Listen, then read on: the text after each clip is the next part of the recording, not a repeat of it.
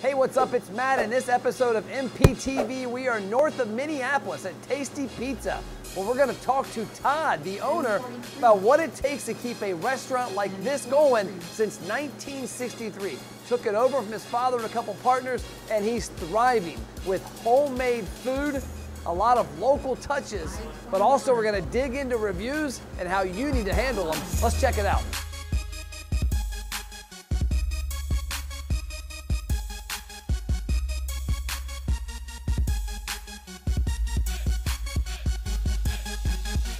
Hey, what's up? It's Matt, and we're back with another episode of MPTV. This time we're a little north of Minneapolis. We're with Todd of Tasty Pizza, and we're in Columbia Heights. What's going on?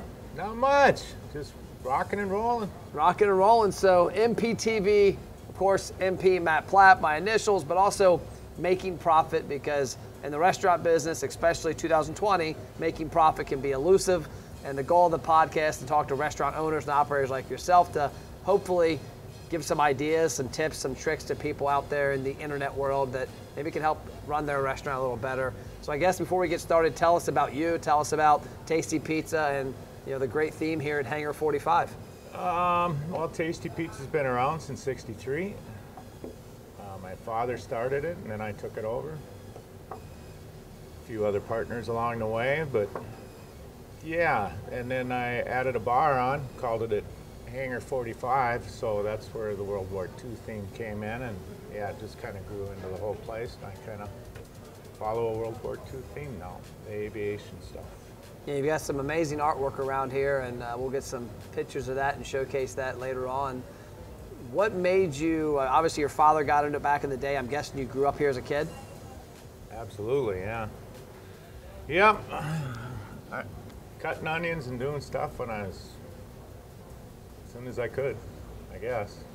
But it wasn't in the plan, your plans at least, after, when you got out of the house to be in the pizza business? No, I planned on HVAC, commercial HVAC.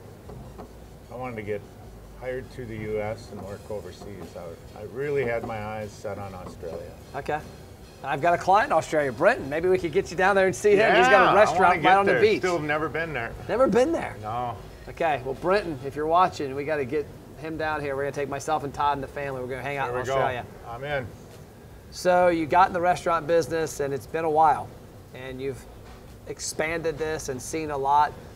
2020 threw a lot at us, and huge with us. And I know you're obviously at about 50% capacity now. What have been some of the things that you've seen over the years? Because like I've been through my business, 2008. I was around in business in 2001 when September 11th happened. I was in business with a boat and RV dealership and my marketing firm in 2008 when the economy crashed, 08, 09, and now this. 01, I think, was the worst crash. We never really recovered from that. Yeah. But then, yeah, 11, they all hit us. But yeah. I don't know. Pray for a good future here. Yeah. Things are going to change. Oh, of course. So talking about the restaurant business and getting through things that are tough, what have been some ways that you've helped your staff get through things that are tough? Like this year, I mean, you're a lot of uncertainty. A lot of uncertainty, and just the COVID, when it first initially started, very stressful on the staff, dealing with customers, what they expected, what the staff needed, and that's $600 a week extra for unemployment too. It made a lot of people not want to work. Yeah. And it's tough in a restaurant. I mean, you're trying to save, everything's expensive. Yeah. We're all homemade here, so takes a lot of staff to create the product, so you need a lot of volume, and yeah, it gets difficult. What are some of the things you did this year that you think were key in helping you get through the toughest parts of this? Cut out a lot of the menu, just for the fact that everything's homemade. It just, so many labor hours involved in it, that simplified everything, cut it back as much as I could. I'd love to even cut it back more, but you got to think of the customer too, Yeah. And yeah. Do you think the simplified menu will stay around longer? Is it showing you some ways to do things better, or is it you look forward to getting it back to where it was? I am trying to find different ways of doing things and ways to produce things more efficiently and different to maybe move the business onto a different direction, because who knows what direction you have to go. And so I'm trying to spend this time doing a little research and studying and playing around with different recipes and look at what the future might bring. Be ready for it. Yeah. So has that part of that future been, I mean, I know you have delivery. Have you guys done much with third party? No. I've signed up a couple times, but I've never actually turned it on. Never turned it on? I think I'm going to try Grubhub here. Well, actually, I am going to try Grubhub. I negotiated a deal with them, and I get to deliver my own food. They're not delivering it. Okay, so just using the inbound traffic. Yeah. Whether they step on my online ordering and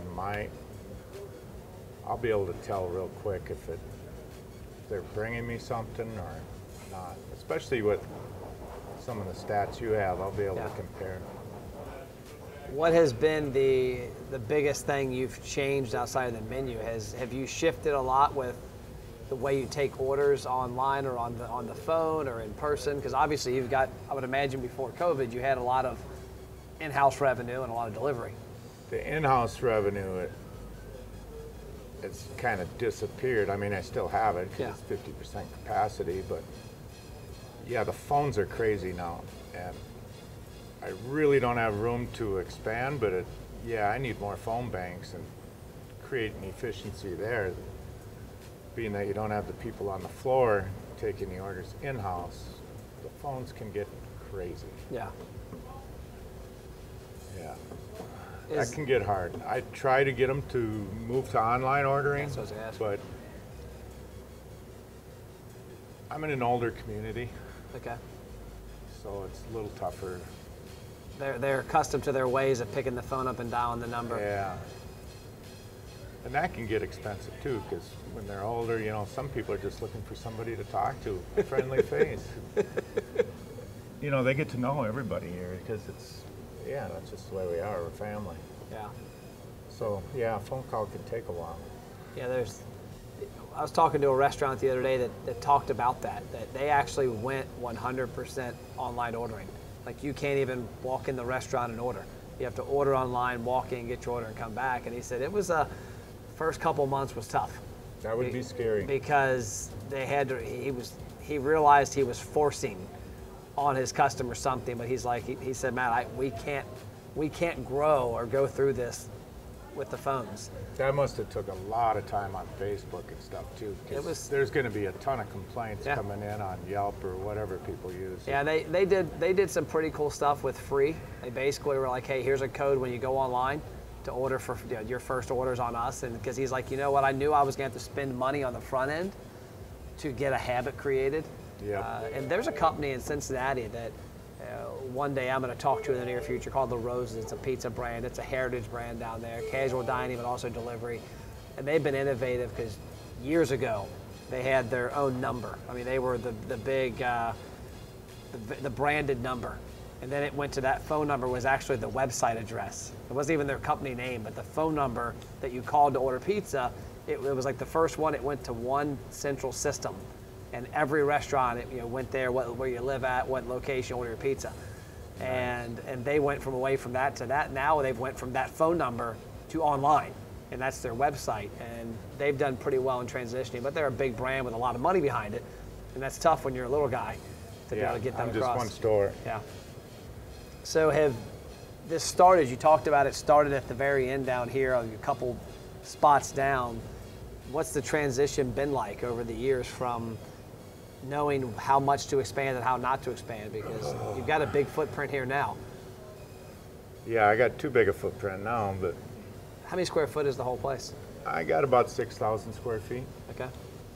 And back in, is it 53 or 63? 63. 63. 63, yeah, it was a little 1,200 square foot spot with dining. Yeah. 2 sizes of pizzas. And that's it. Then we added pasta, then chicken, then we went to a full menu, added lunch in, Yeah, a lot of changes through the years. What's been the biggest change that you've seen from a standpoint? Did something open up when you went from a couple thousand square feet to 4 or 5 or 6? Did you see a transition? It's always been amazing because we've always had a lot of high volume pizza-wise. And being that everything's homemade, it was amazing how you got so much done in such a little space, kind of like working out of a trailer. Yeah. Anybody else need And my cards? kitchens are still kind of that way. They're small. Yeah. And yeah, so the homemade kick and doing all that, it gets creative. Well, it's also against the trend because a lot of restaurants have went the opposite way. They went to the food service providers. They went to the food service providers that supply all the food pre-made. Yeah. And customers recognize that. I've gone to a lot of seminars and classes and schools. And yeah, they set me up with a lot of manufacturers that would create my product. But then there's fillers and different things that get added on to save on the bottom line, so you're not spending so much money out the door to create. Yeah, and I just couldn't do it. I'm a homemade guy. I like the real stuff.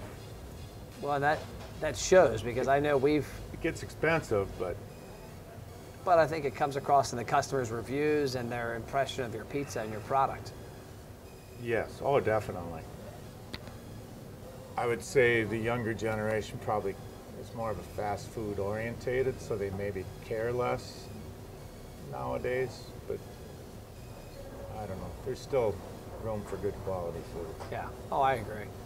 Okay, break time. Restaurateurs, it's Matt. And if you're watching MPTV, you're obviously interested in improving your business. What if I told you could finally take the hope and pray out of your marketing plan and spend money and see results?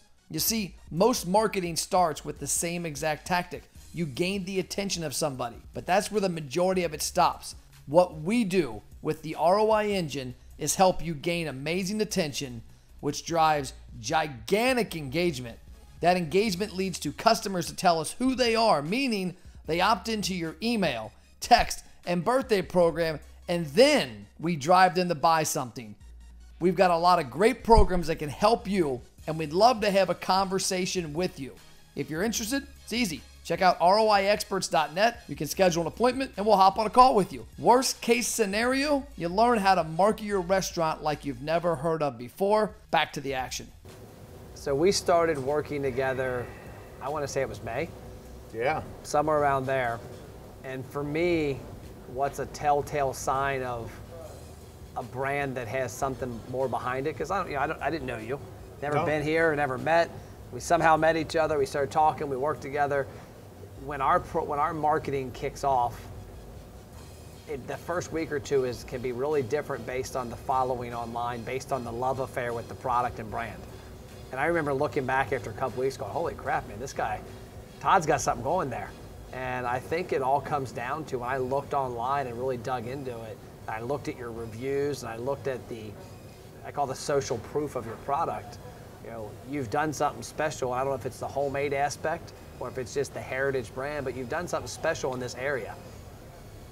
We've always kind of been a small community, tight-knit, and I do a lot of community services and go over and above the Call of Duty probably, but yeah, so I've built quite a following, and people have retired, moved on, moved to Florida, Arizona, California. I ship pizzas to them. Wow. They come back. I mean, I'm a definite stop. They got to make it back here every year. Yeah. They find a reason to come home.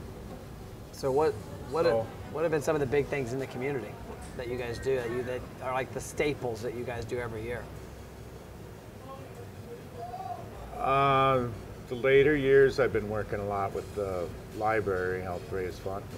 In fact, they just built a new library, so yeah, do fundraisers for them, and always helping out just local people who need something. Someone comes in with an idea and try to kick off a fundraiser for them or help them. But yeah, I'm involved in a lot of different community events. Just kind of a natural call, I guess. Yeah. Work a lot with the schools, help with the sports teams. Now I got a few softball teams of my own. I even had a traveling team. Oh, wow. Yeah, that was my childhood. Was my dad had an insurance company, and he had, gosh, I think 7 baseball teams that he sponsored. And I'll never forget it because we had the ugliest uniforms. They were, sorry, Dad, they were yellow and green. And me and my dad are like best friends, so he won't kill me too much for that. But they were yellow and green. I remember asking him one time later, like, why? Ours were yellow and green back in the day when Oh, I were was they? a kid. Maybe Yeah. that was the popular color then, but I remember saying, Dad, why were our colors like that? And he's like, Matt, everybody remembered who had the yellow and green. It was Plapp Insurance. Because it was everybody else had red, white, and blue. We were the only ones with yellow and green. Yeah, softball and stuff was big years ago when I was a little kid. My dad had, they had some good teams back then in this area. Probably every town was like that. So we can hear it. Bingo. Bingo! Bingo. So community events. I didn't know you did bingo. Yeah. Talk about what's going on, I'm guessing, over there. It's over there. Is it popular? Is it something that works well? Well, during COVID, it's probably not. Social distancing, minimum amount of people, stuff like that. I would say it's probably not a profitable thing, Okay. but I have pull tabs and they run the bingo Yeah. and they do it just to G56. support the community, I guess you could say. Yeah, I'm sure this has also helped, though, coming back to it, the little normalcy. Yeah. As people in the neighborhood want to get back to somewhat normalcy, I'm sure this has really filled a void. Yeah, for a lot of people it is. And yeah, G52. It's hard out there. yeah, it is. G52. We do something in Minnesota that I don't know if you guys do it out there. We have meat raffles. Have you ever heard of that? No, I've not heard of a meat raffle. So there's a little wheel with like 30 numbers on it, and then they go around, sell 30 tickets, $1 a piece or whatever, and then they have meat packages like grill packs. So they'll have like a roast over here, pork chops over there, and yeah, they're kind of nice packages because the meat company, you know, they get it from the local higher quality meat places, and yeah, they come down and win their weekly meat. I've never seen that. Yeah, they love that. Any other big promotions like an in-house event that have worked in the past that you would suggest to other operators? Things that have drove traffic here that might be a little non-traditional? I did coupon books one year, or a couple years, and I actually had the school sell them. So there'd be a free pizza in it, and they'd sell them for, say, the cost of the pizza, and then there'd be all kinds of great deals in it from month to month, kind of like a calendar. So it's like your own coupon book. Yeah. I gotcha. And then I'd use that money to sponsor like the basketball team or help them raise money. Okay. That worked out pretty slick. Got a lot of new customers that way. I like it. So tell us about the theme here with the World War II, the pictures and kind of, because I always talk about restaurants a lot of times don't add a certain touch. They all look the same. They all have a stamp on them. Yeah, it's nice when you're in a restaurant to have some kind of theme. G55. And this one I didn't think would work, but when I built the bar, I decided to call it the Hangar because I didn't have enough money to build it, and I was going to build it like a little airplane hangar, like a shed. Okay. Ended up being more like an officer's club by the time I got done because everybody was so into it. A lot of nice woodwork and all that over there. But I collect autographs of pilots from World War II, so yeah. So the hangar theme worked out well. I started adding that in and some military theme type names for things on the menu, and yeah, it's been fun. It's been real fun. Amazing to look at. I mean, I knew there was the theme. I didn't know it was. Kids love airplanes. Yeah. And we got to make sure we show the bathroom because the bathroom's got a pretty cool theme. And there's not many bathrooms that have cool themes like that. Oh, that one's a little different, yeah. That was fun building. Restaurant owners, Did you know Matt has free online marketing courses that teach you how to successfully market your restaurant? Email support@mattplapp.com to get access to the courses and a free social media content calendar. So wrapping up, I like to end the episodes with a tip or trick, something that if you're looking at the camera, talking to an operator, and say, if you do A, B, or C, it'll help you down the road, or it'll help you get through, and it'll help you make an impact in your business. What's one piece of advice you would give another owner or operator that is instrumental in your business? Ooh, that's a tough one. It's the hot Call seats. Matt Plapp. That's the best answer ever. You know, customers complain, come up with wild stories. Just try to laugh it off, and you know, 1 out of 10 of them stories might be true. Just take care of them all and don't worry about it. Build a reputation. Be proud of your product. No, I love that. That's great advice, because I've got a buddy of mine that has an auto repair shop, and years ago we worked with him in marketing, and he took every bad review like somebody just ripped his arm off. Like it was It's hard. Yeah, and it is, because like you put your blood, sweat, and tears. This is your baby, and when you see some of the things that are reviewed, like I'm actually, ironically enough, a gym that I'm a partner in, today a negative post was made about something that was not even close to true. And it was trivial, but somebody did it. And I saw it, I texted it to my partners, like, yeah, we know about it, we're handling it. And you can't take it personal, because even though you want to take it personal, you got to just say, you know what? How do we make it right? How do we make it go away and make everybody happy? It's so hard to be above and look things below and not, yeah. I had a email last week, actually.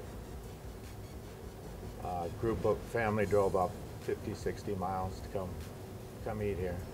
And the one thing they look forward to is our roast beef. We had the best roast beef sandwiches and Philly cheesesteaks. Yeah. And yeah, they're not on the menu no more.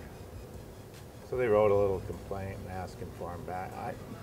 I was almost in tears This is your last writing back call to for them. game It's like, 2. I don't know what Does the anybody future's going to else be. need I time? can't guarantee anything, but I was trying to be honest. But yeah, it emotionally hit me. So take every review serious, but at the same time, make sure you try and just fix them and move on. Don't take them Yeah. too personal. Get over it, move on. Cool. Well, that's it for this episode of MPTV. Appreciate your Good time. luck, everybody. I look Appreciate it. I look Your forward first to number getting the is menu double and bingo. trying some tasty pizza, because I-22. from what I've seen Oh, you're online, going to be happy. can't wait. That's all we got for this episode. We'll see you next time. See you guys.